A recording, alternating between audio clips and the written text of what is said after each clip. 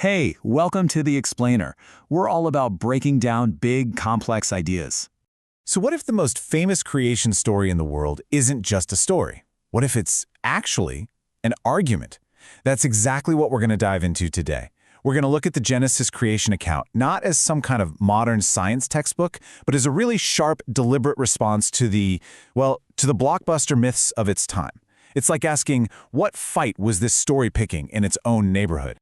Okay, so to really get the argument that Genesis is making, we've got to do a little time travel. We have to understand the world it came from. And believe me, this was a world just soaked in these epic creation myths, especially from places like ancient Babylon and Egypt.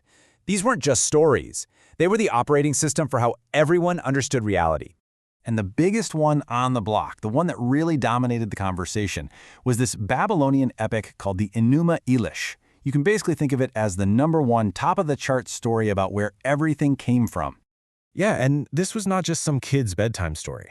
It was, like I said, their framework for reality itself. And in their version of events, the world wasn't, peacefully spoken into being. No. It was violently pieced together, literally, from the carcass of a goddess who was killed in this massive cosmic war. So here's the really crucial takeaway from that worldview.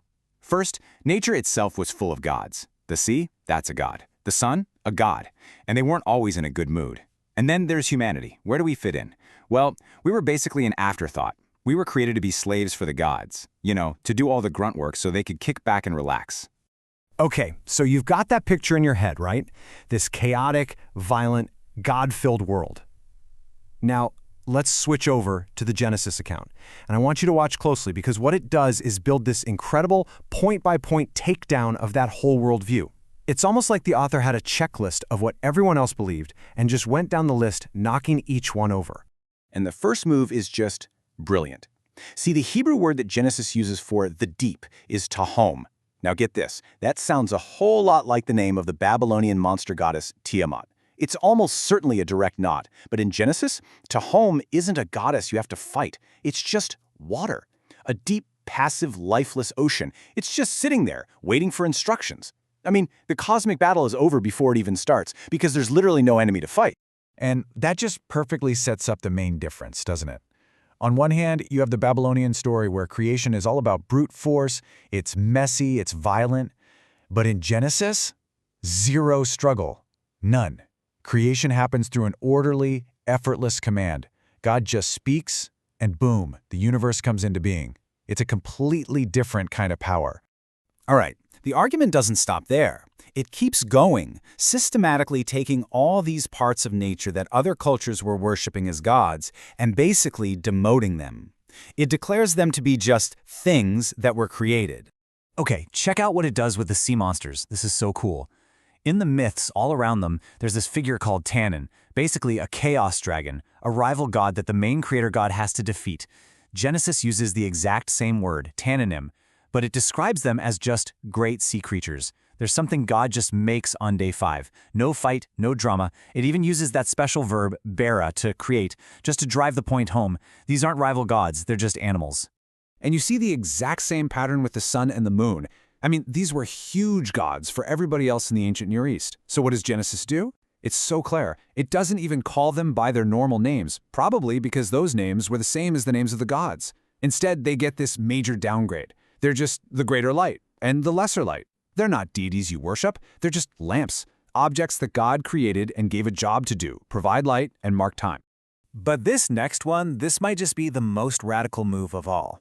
Remember how in the other myths, humans were created because the gods were tired and needed slaves? Well, Genesis takes that idea and just completely flips it on its head. Here, humanity isn't some lowly afterthought. We're the climax of the whole creation story, made in God's own image, no less, and given this incredible role of overseeing the world. Our purpose isn't to be slaves. It's to be God's representatives here on earth. So let's step back for a second. When you put all of these direct hits together, what's the big idea? What's the grand effect of this total rewrite of the cosmic story? Well, scholars actually have a name for this kind of thing. They call it an anti-mythical polemic. It's a fancy term, but the idea is simple. It's an argument that deliberately uses the language and the symbols of its opponent, the deep sea, the monsters, the sun god, to take apart their entire worldview from the inside. Now, it's worth adding a little nuance here. The author of Genesis isn't like quoting the Babylonian myths word for word and then writing out a point-by-point refutation. It's more subtle than that. The argument is what you might call tacit. It's unspoken. It just lays out a completely different, totally opposite vision of how reality works and lets you, the reader, see the stark contrast for yourself. But make no mistake, this wasn't some minor tweak. As one scholar, Gerhard Hazel, puts it so well, this was a fundamental parting of the spiritual ways. He's basically saying it was a conscious, deliberate choice to break away from the entire spiritual framework of the ancient world. And the result of all this is a worldview that is just profoundly different.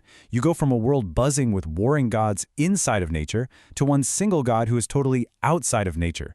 The universe isn't some divine battlefield, it's an orderly, structured creation. The sun and the sea, they're not a who you have to appease, they're a what you can observe. And humanity? We go from being slaves to being stewards. That's a huge upgrade.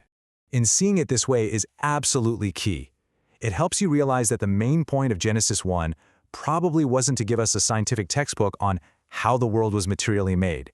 It wasn't trying to answer 21st century questions about biology or physics. Instead, what it was doing was making a totally radical theological statement for its own time. It was an argument, a powerful one, about who God is, what the world is like, and what our place in it is.